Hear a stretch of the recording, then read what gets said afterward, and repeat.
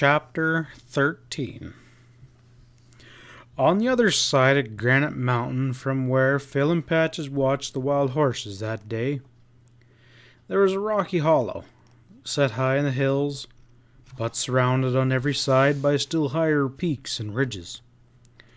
Laying close under the sheer towering cliffs of the mountains, those fortress-like walls so grey and grim and old seemed to overshadow the place with somber quiet, as though the memories of many ages that had wrought their countless years into those mighty battlements gave to the very atmosphere a feeling of solemn and sacred seclusion.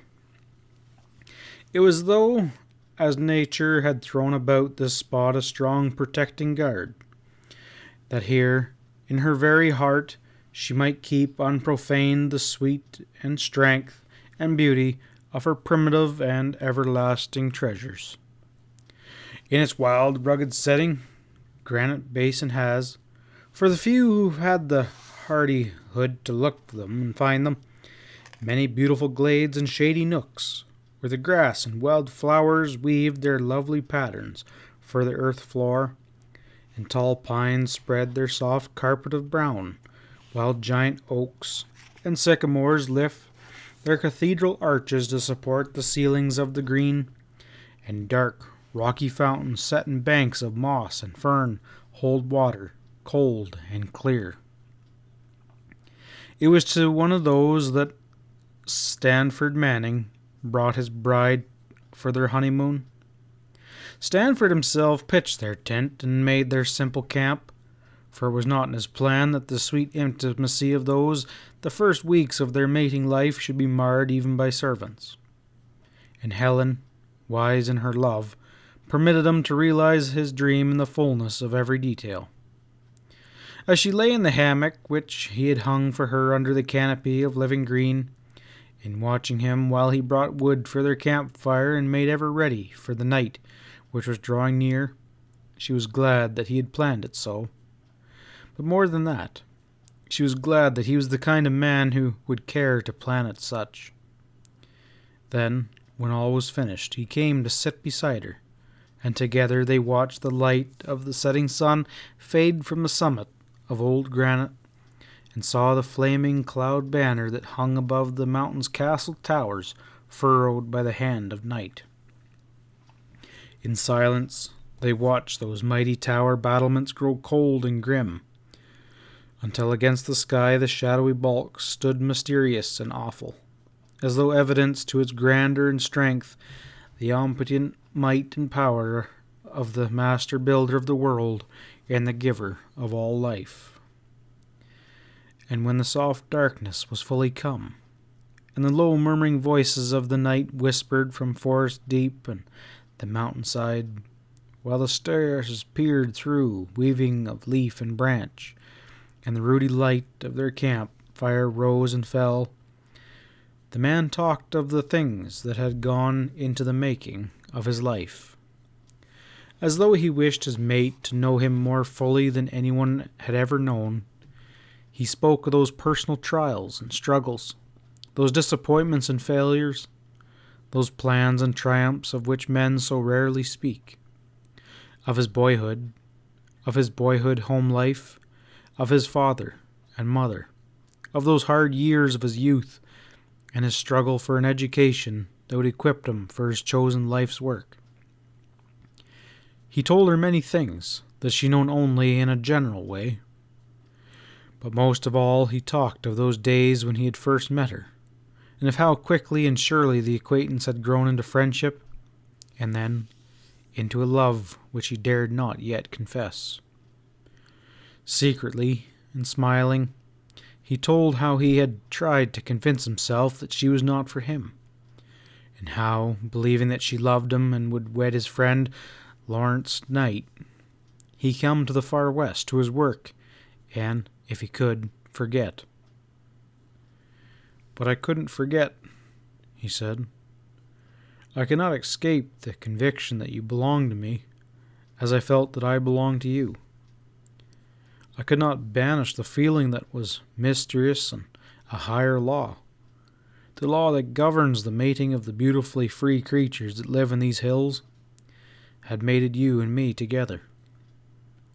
And so, as I worked and tried to forget, I went on dreaming just the same. It was that way when I first saw this place.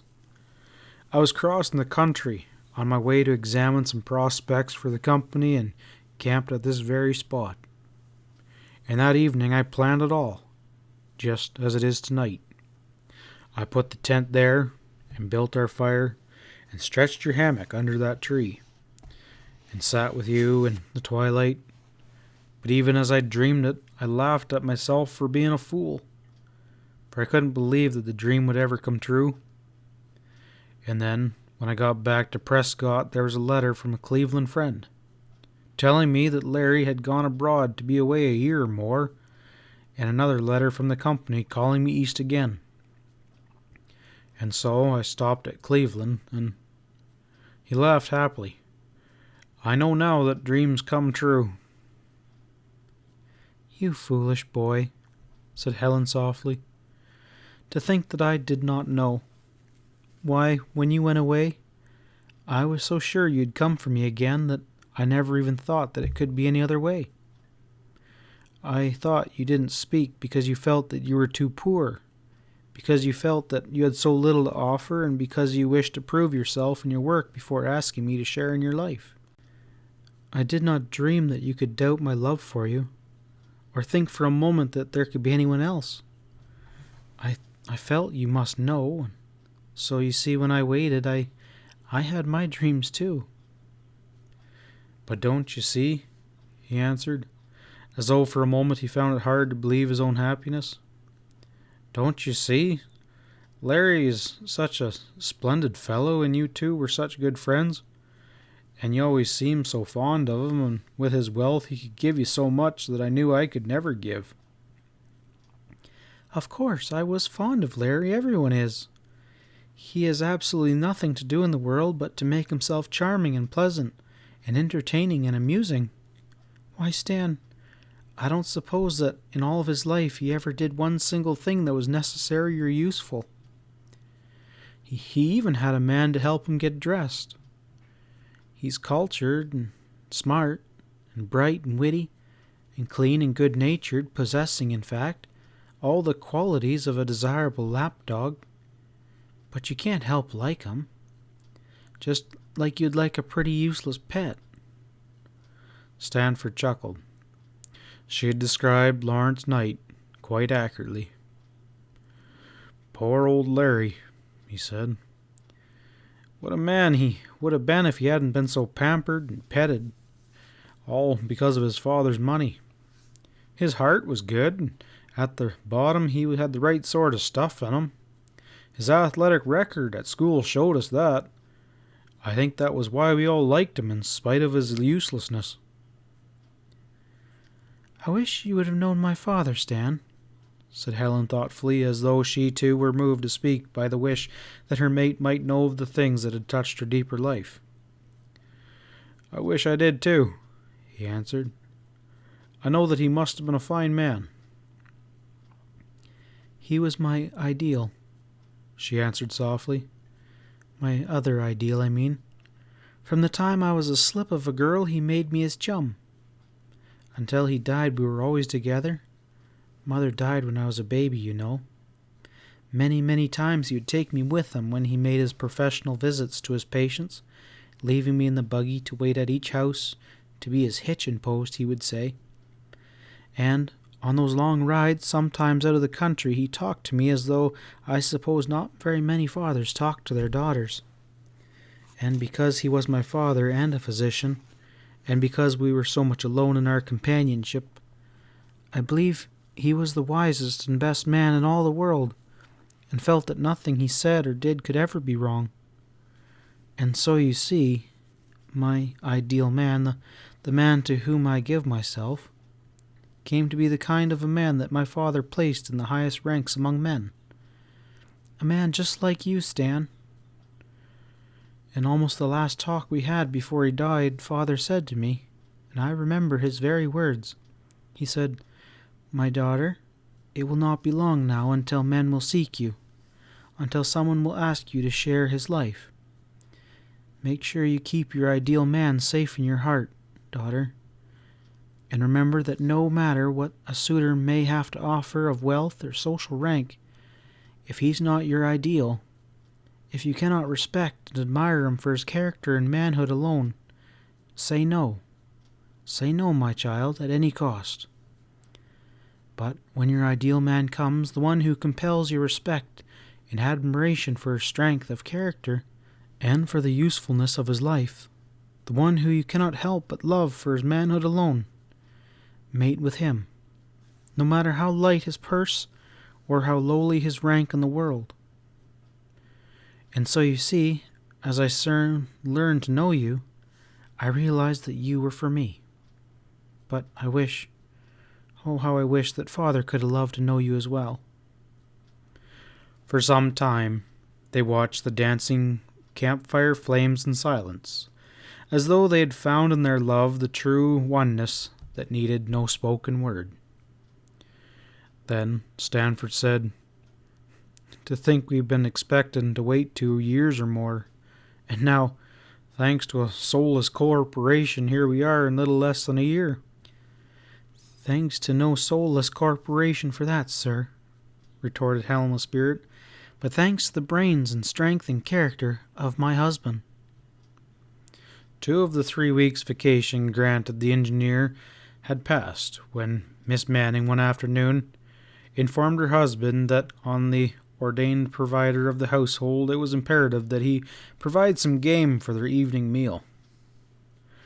"And what does Her Majesty the cook desire?" he asked. "Venison, perhaps?" She shook her head with decision. "You'd be obligated to go too far and be gone too long to get a deer." "But you're going with me, of course." Again she shook her head. "I've something else to do. I can't always be tagging around after you while you're providing, you know. And we might as well begin to be civilized again. Just go a little way, not so far where you can't hear me call, and bring me some nice fat quail like those we had the day yesterday."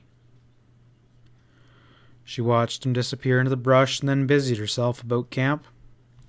Presently she heard the gun and smiled as she pictured them hunting for their supper, much as though they were 2 primitive children of nature, instead of the 2 cultured members of a highly civilized race that they really were. Then, presently, she must go to the spring for water, that he might have a cool drink when he returned. She was halfway to the spring, singing softly to herself, when a sound on the low ridge above camp attracted her attention. Pausing, she looked and listened. The song died on her lips. It could not be Stanford coming so noisily through the brush from that direction. Even as the thought came, she heard the gun again, a little further away down the narrow valley behind camp, and in the same moment the noise on the ridge grew louder, as though some heavy animal was crashing through brush. And then, suddenly, as she stood there in frightened indecision, a long-horned, wild-eyed steer broke through the brush on the crest of the ridge and plunged down the steep slope towards the camp. Weak and helpless with fear, Helen could neither scream nor run, but stood fascinated by the very danger that menaced her, powerful even to turn her eyes away from the frightened creature that had so rudely broken the quiet seclusion of the little glade. Behind the steer, even as the frenzied animal leapt from the brow of the hill, she saw a horseman, as wild as his appearance and his recklessness running nature as the creature he pursued. Curiously, as in a dream, she saw the horse's neck and shoulders dripping wet with sweat, as with ears flat, nose outstretched, and nostrils wide, the animal strained every nerve in an effort to put his rider in a few feet closer to the escaping quarry. She even noted the fringed leather chaps, the faded blue jumper, the broad hat of the rider, and that in his rein hand he held the coil of a rope high above the saddle horn, while in his right was the half-open loop. The bridle reins were loose, as though he gave the horse no thought, and they took the steep downward plunge from the summit of the ridge, without an instant's pause, and apparently with all the ease and confidence that they would have felt on smooth and level ground. The steer, catching sight of the woman and seeing in her perhaps another enemy, swerved a little in his plunging course and with lowered head charged straight at her. The loop of that rawhide rope was whirling now above the cowboy's head, and his spurs drew blood from the heaving flanks of the straining horse, as every mad leap of the steer brought death a few feet closer to the helpless woman. The situation must have broken with frightful suddenness upon the man, but he gave no sign, no startled shout, no excited movement. He even appeared to Helen to be deliberately cool, as though no thought of her danger disturbed him. And she realized, even in that awful moment, the cowboy whom she had watched through the field glasses that day of the celebration at Prescott.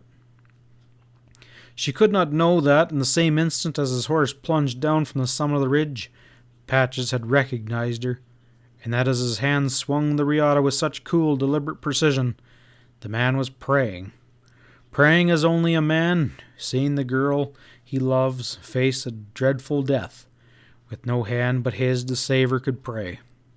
God help him if his training of nerve and hand should fail now. Christ pity him if that whirling rope should miss its mark or fall short. His eyes told him that the distance was still too great. He must lessen it. Again his spurs drew blood.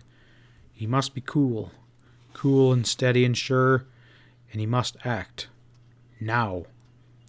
Helen saw the racing horse make a desperate leap as the spurs tore his heaving sides, and she saw that swiftly whirling loop leave the rider's hand as the man leaned forward in his saddle. Curiously, she watched the loop open with beautiful precision, as the coils were loosened and the long, thin line lengthened through the air. It seemed to move so slowly. Those wicked lowering horns were so near. Then she saw the rider's right hand move with flash-like quickness to the saddle horn as he threw his weight back, and the horse, with legs braced and hoofs plowing into the ground, stopped in half his own length and set his weight against the weight of that steer.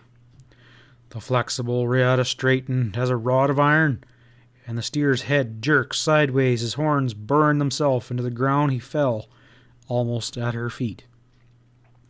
And then, as the cowboy leapt from his horse, Helen felt herself sinking into the soft, thick darkness that, try as she might, she could not escape.